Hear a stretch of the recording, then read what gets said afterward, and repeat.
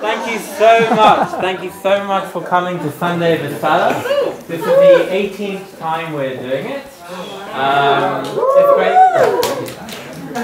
So really, everyone on the tour. Yosef is a photographer. And he's been a photographer for the last 7 years. Sure. 7 yeah. years. We'll say that. We'll say that. Okay. The last 3 years he's been working. 3 years he's been working on this project called 52 Frames, and it's an international photography. It's been shown in international exhibitions. Tonight is not international, but we've got lots of people from all over the world, so it kind of counts. He's told me a little bit about 52 Frames. He showed me a few of his photographs, and they're absolutely mind-blowing. So he's going to tell us a little bit about it. Just on a personal note, I've known Yosef for what, like 6 months or something like that, and he's really cool. So feels like years. After the talk, you ask him lots of questions, and he's a really good breakdown through as well. So Ophir, thanks for the pressure. Okay. None whatsoever. No pressure. All right, Ophir. Well, thanks for hosting me. I think this is such a really cool concept. So 52 Frames is basically a Project 52 photography project that I started 3 years ago, where we have a group of about 80 photographers now from all over the world that submit a photo every week according to a different challenge, according to a different theme. The concept is not an original concept by me. This is Project 52. People do it all over the world. There's also Project 365. It's basically saying, I want to do something once a week. I'm committing to something once a week. This is a very auspicious, is that the positive one? Auspicious time of the year? Because now's the time to do it. You could do like Project 52 for poetry. You make a poem every week. You can write a new song every week.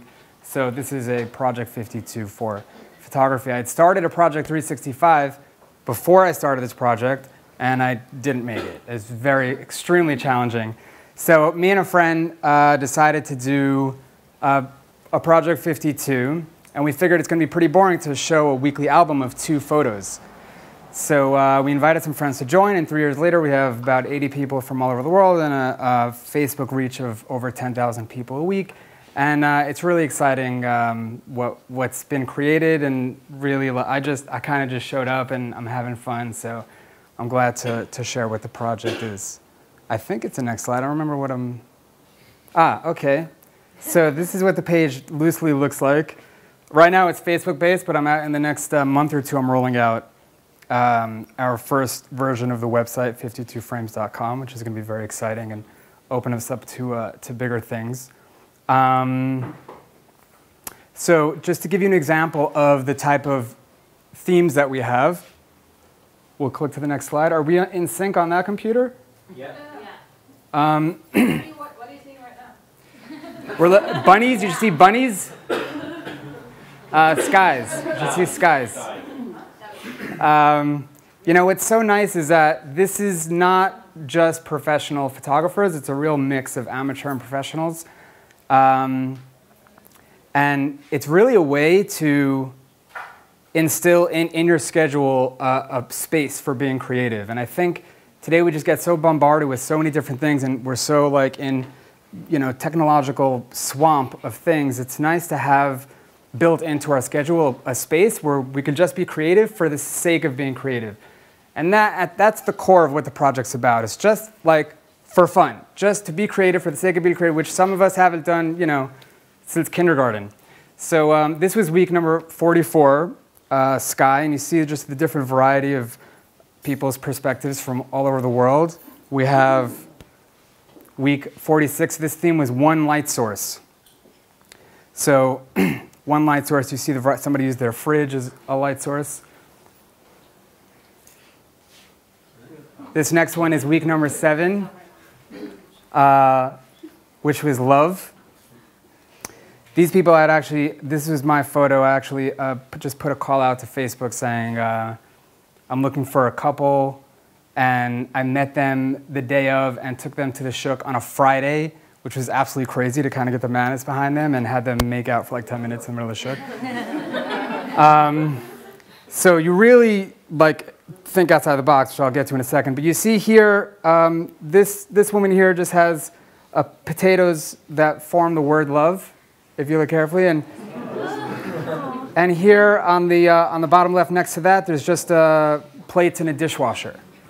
So it's really levels of creativity and levels of from amateur to professional. I think you really get a great spectrum of creativity in each album. So we also instituted this year photo walks, where we meet every month. This was our last photo walk in Tel Aviv. We had a graffiti tour, which was a lot of fun. In Tel Aviv, I'm working now with a tour guide who does these really unique tours. He took us to the Tachna Markazi the month before this, into like the underbelly of the Tachna Markazi. I don't know if you guys know, there's a bat cave there, and a nuclear bunker, and an abandoned theater. So we got a lot of photos there, and only one person didn't make it out, so that was cool. So this was in Tel Aviv, and then we have another one. Nope, forward. Jesse, you're fired. Get out. In London, we also have one in Manchester and in Jerusalem and in New York City. So what's nice is that you see the range also of the type of people that just are coming together for this this unique love, this common love of photography. Okay, I don't remember what to say after this. So what? Okay. So this is a shot I got. I think it was the first year. This was for a sunset theme, and I went to the beach from the Tayelet. I figured in my socks and sneakers I was gonna capture the sunset, and I got there and I realized I had the wrong lens. I had a wide-angle lens, and the sun, if you know, is actually pretty far away. So I got there and I'm like, I'm an idiot. So instead of turning home, I'm like, okay, let me go on. So I go on the beach with my socks and sneakers, and then I spot these kids playing matcode, and I see the reflection. I just like, I'm in the water now, with my socks and sneakers in the water, and I'm just snapping away. I'm like, this is amazing, and like, you never know what's going to open up. Once you have your camera and you're doing something, you go with it. This is another shot. This was for panning week, which is a technique where you follow a moving subject with your camera while they're moving, so that the subject is going to be sharp and in focus, and then everything behind the subject is going to be blurry. And then this next shot is, this was heights. The theme was heights, and my friend knew a guy who got us access to the roof of the tallest building in Israel, in Ramat Gan.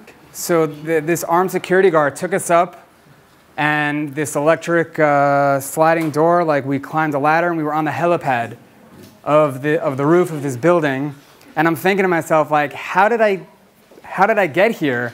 And the reason I'm showing you these photos is because I never would have gotten to these places if not for this project. If not for this thing in place where I'm giving myself this challenge, and I'm like just completely thinking outside the box and just having fun and going for it, and like what could I do this week to make it even crazier? So it really gives me access, both mentally and physically. Sure. Oh, sorry. It's Natural Framing Week.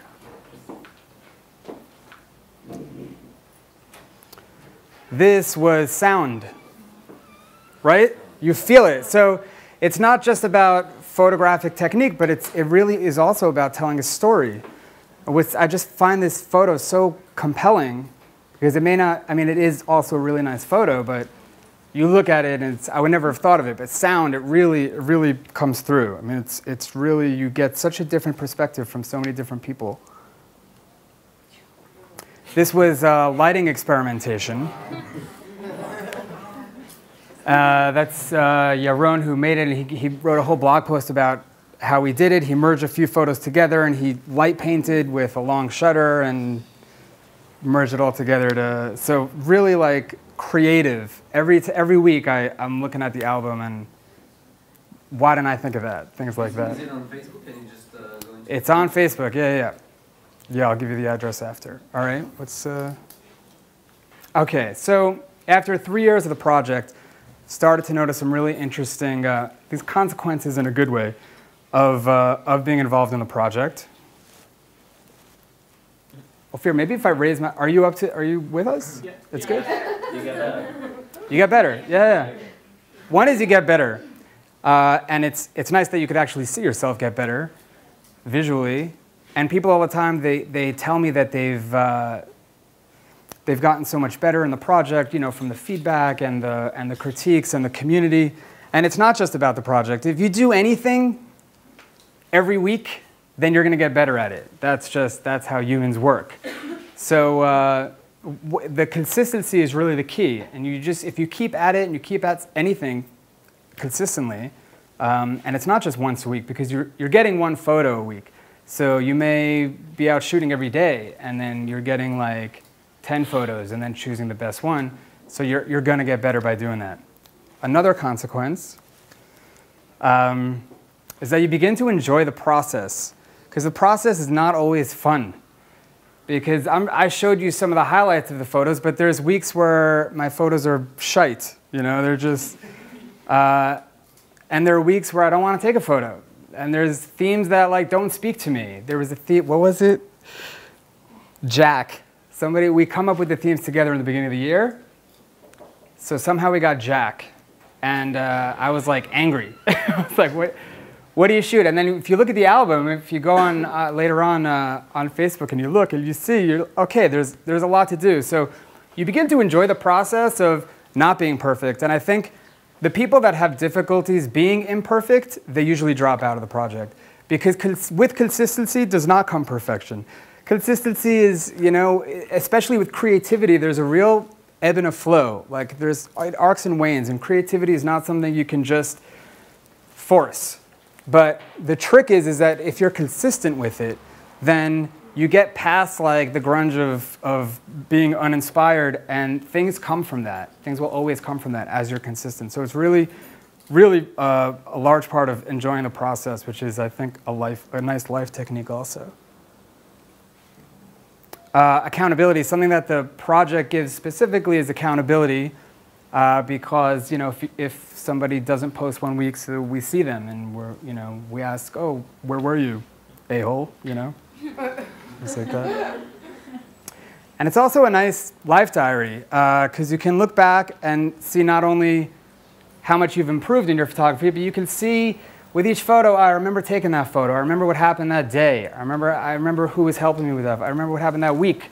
And it's nice that you have an account of all 52 weeks of the year in photography form. But what's interesting is some of the unintended consequences that I've seen from the project, which is not necessarily photography related. And that is that I've heard from multiple people in the project that it's literally changed the way that they look at their lives. I mean, it creates a paradigm shift where they're literally seeing things in front of them that they wouldn't have seen otherwise. Because although like graffiti week was just a week long, I saw graffiti everywhere for months. And shapes week, again, it's the same 7 days, but I start to see all these different shapes and it stays with you. And I think that's what creativity does. It opens up this space where you're able to see different perspectives that are right in front of you that you wouldn't otherwise ordinarily see.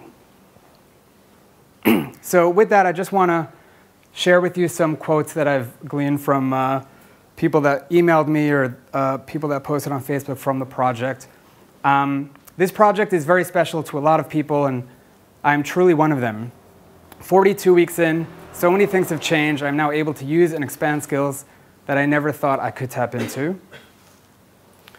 The next one reads, no, one before this.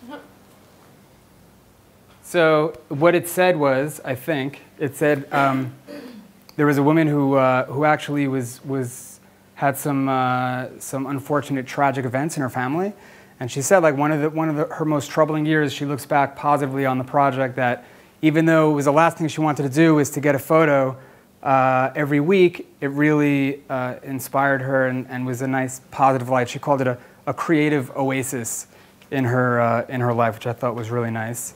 And the final quote The thing that I truly love about this project is the idea that it's meant to push us all to the edge of our own personal boundaries.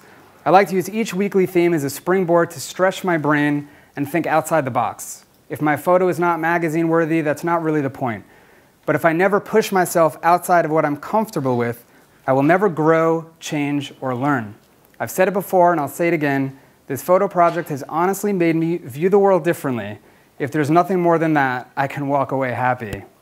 So I'd like to encourage you all, now that it's 2014, start your own creative project. Start your own Project 52, or if you're more ambitious, Project 365, and use and try and find that creative space in your lives. Thank you.